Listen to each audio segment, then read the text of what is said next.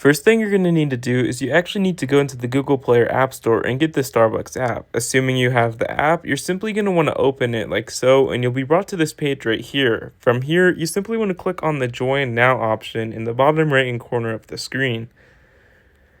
Once you click on this pop-up panel will appear like so, where you want to enter in your first name, last name, as well as your email and your password that you want to be associated with your account, as well as if you want emails from them on exclusive offers or not. Once you have created your account, your interface will look like this, and all you want to do now is you can actually click on offers in the bottom right hand corner to see exclusive offers, the gift option if you actually want to gift a gift card, and you can get double points because for every $1 you add a gift card here, you can actually get 2 points because they have a reward system, which you can view if you go to the home screen like here. And all you want to do is you click on details. You can see I have 0 stars just because I just created my account, but you click on details